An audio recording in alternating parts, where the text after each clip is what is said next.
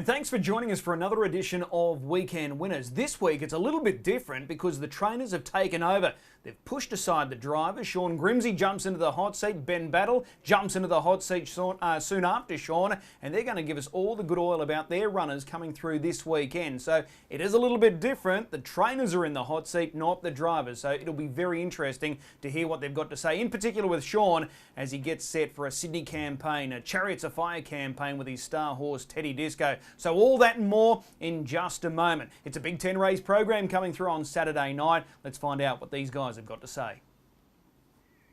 Shawn Grimsey jumps in the hot seat to go through his runners on Saturday night, and there's 4 to get through. He's with us now. Shawn, appreciate the time. Yeah, no worries at all, Chris. Race 1 for you on Saturday night. This is a good race, and you've got Swaggy Shannon, who backs up after competing last Tuesday afternoon. He's drawn out in gate 6. Not the ideal draw for him. No, absolutely not. Be good to be down on the fence. Looks like there's a fair bit of speed inside, so yeah, dare say Leonard will have to go back. He's actually going okay. This is probably not his race there on Saturday night, but he's going better than what the numerical form reads. Oh, absolutely. Like, he had a couple of trips along the fence there and was held up for runs, and he was finishing off really well. Yeah, he is going all right. Just needs a bit of luck. All right. Last Saturday night, he got trapped on the inside. No clear room at a vital stage. What did you make of the effort on Tuesday? Yeah, he did a bit of work early Tuesday to get across, and he's far better on the fence. He can't run the turns. Like, the wider he gets, the worse he is. So he sort of doesn't make any ground there, and then he just knuckles down and gets up the straight all right. So yeah, I was happy enough with it. Okay, well, that's Swaggy Shannon in race 1. Let's go across to race 6. 2 runners in this race, including the stable star Teddy Disco. So am I's also stepping out. Firstly, Teddy Disco, what did you make of the first up run last time out? Yeah, no, I was happy enough with it watching it. Nathan was happy with him, so that's the main thing as far as that goes. Like, obviously he didn't get much room to race, and he pulled up good, so yeah, as long as Nathan's sort of happy with how he's going, well, that's the best guide for us. He's does nothing special at home, so yeah, it's always, yeah, just what Nathan says really is the most important thing with him, and he was happy with him.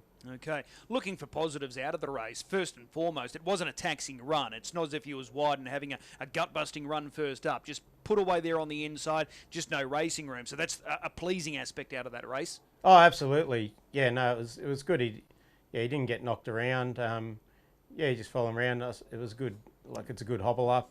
Obviously, ideal it would have been to win, but yeah, that wasn't to happen. So, but yeah, there was no harm taken, which is important. Just on that race first up, he was drawn the inside of the second row. Was the plan always to stay on the fence, or was there talk about coming off the fence early? How did you sort of go about that race? Oh, no, like, I never see the point, regardless of if you're one in the second row trying to get off. You're dragging back. I would have been blown up if we were 7 and you got to go back in general. So you just got to, I think, go through and see what happens. And I think once Jackawally galloped in the score up, that sort of was the end of it for us, because obviously Shane Graham's horse had gate speed, and maybe they might have put a bit of speed in and created a gap for Nathan to get off. But yeah, that was never going to happen when Shane just slid straight down to the fence. So yeah, it was. Yeah, no, I was never looking for Nathan to get off with him. Okay. Is this his last local run before you head to Sydney? Yeah. Well, he'll race Saturday night and we'll head down Sunday week. Okay. Originally, was he nominated for the free-for-all this weekend, but that race didn't obviously get off the ground? Yeah, that's right, he was. We had him nominated, but I believe one other one got pulled out, so it must have left them short of numbers. All right. This race on Saturday night, do you want to be aggressive here, drawn gate 2? You've got Misty Creek to your inside. What are the tactics? What do you want to sort of see from this run? Oh, well, yeah, I dare say Nathan will press forward, and if he can't get the front, he'll just chair up and should be able to get the job done. I'd imagine Classy Washington's the hardest to beat. He's a good quality horse with high speed from what I've seen. So, yeah, depending what sort of trip he gets. But I'd like to be winning going away Sunday week. Yeah, for sure. The other thing, and this is important, just from Nathan's feedback point of view, you've stripped a fair bit of gear off him. So was he happy off that first up run, the way he steered? Yeah. No, he said he was really good. No, he's happy with him. So, and he didn't like last time we tried him without the hood, when he was a 3-year-old. I think Danger Zone won the race, and they went fast time, and he was back along the fence. He was just rank. So, but no, he just settled good there and steered good. So, no, all systems go. All right, Chariots of Fire, here we come. Well, hope so. All right. So am I steps out there. He's got to overcome gate 12. Wow. That's not an easy assignment for him. Yeah. No, not at all. I think he should be in the B quali, but anyway. Yeah, no, he's going to struggle. Get to the fence as quick as he can. Righto, fair enough. And race 7, speed dating. She's a dual Group 2 winner for you. She's lining up from barrier 4. It's not a bad race, this one. There's a couple of mares that go okay here. Oh, absolutely. Like, there have been a couple of mares going good, and like she's probably got the draw on the ones that have been beating her. So hopefully we can press forward and find the front. Artful Maid's inside us, so it generally leads up. So we'll see what happens. But Nathan will be going forward with her, and she's racing well and improving as well. So yeah, expect a forward showing. All right, just on her, following those 2 Group 2 victories, did she just sort of blow out a little bit? You sort of went a little easy after those 2 big features. Is that why, we're seeing her sort of slowly recapture that form that she showed late last year? Yeah, I think so. Like, she come back from Sydney, and I hadn't done much with her, and obviously she went super in the heat and final at Peak of the Creek, and then she didn't do a whole lot and won the Forever Gold, and then she was super on a Tuesday, but the week after that, although she was sitting outside a good horse and Midnight Calm, she didn't pull up any good and just didn't sort of travel any good that day, and then I give her a bit of a break, and I probably just hadn't had enough work into her when she was first up at Redcliffe, and like they went quite quick that night. It probably wasn't as bad as it looked either, but yeah, she's definitely getting back to her best. All right. If she leads here on Saturday night, do you think they can run her down? I don't think so. And it's probably the same for a lot of them. Like, as we've seen the last couple of weeks, the leaders have been going quite good. So, yeah, they're a pretty even bunch with pretty good ability. So if you can get to the front, it's a big advantage. If she does win on Saturday night, is she a likely travelling companion for Teddy Disco on that Sydney campaign? I'll take her down anyway. Yep. Then I'll take her down anyway. And like after she went sort of 51.9 in the Forever Gold, I thought would be a chance of getting a run in the lead up races to the Ladyship Mile. But yeah, she'd have to perform pretty good Saturday night, or they'd have to be short of noms really, which is fair enough. So, but there's other races there for us. So, and she quite enjoyed it down there last time. So, yeah, and she's good to have in the box and that around there. So, I'll take her with me. Okay. Well, fingers crossed everything goes to plan on Saturday night for Teddy Disco. The Chariots of Fire campaign awaits. Really appreciate the time. We'll see you trackside. Yep, no worries at all. Thanks, Chris. Ben Battle now joins us to go through his runners on Saturday night. He's got 3 in total, and all look to have really good chances as well. Ben joins us now. Ben, appreciate the time. No worries at all. Thanks, Chris. Bonnie Prince Louis is your first runner, race 1, number 2. He's a last start winner. He's rising in grade, but he's low flying, this guy. Yeah, been really happy with his runs of late. Sort of been charging through the grades the last sort of 6 months. So it'll be interesting to see now he's got up against a few of them better ones, how he can stack up against them. Has he exceeded expectations when you first bought him? Yeah, definitely, Chris. Especially when we got him over and sort of worked him up. He wasn't showing any brilliance at home, but since he's got back to the races, he's just gone from strength to strength, which is exciting. And the best part and most pleasing part about him, he's versatile. Yeah, he seems to be able to do it both ways, coming off cover, and he's nice and strong as well. So he's a pretty well-rounded racehorse. Okay, so this race on Saturday night, as I said, he rises in grade, but it doesn't really matter how you drive him because he's going to be competitive. But he's got brilliant early speed, and you draw nicely in gate 2. What was the early thought process with this race on how you attack it? Well, his races, or some of his better races have been when he's been able to be in front, and I think he's only been run down the once since he come across for New Zealand. So we'll definitely look to be pretty aggressive there early and put him in the firing line and just see how it all pans out. You've got Speed Deer outside, Chuapika Gloria Gate Speed Horse, more so Tizza Sizzler. Nathan Dawson, who knows Bonnie Prince Louis really well, driving Tizza Sizzler.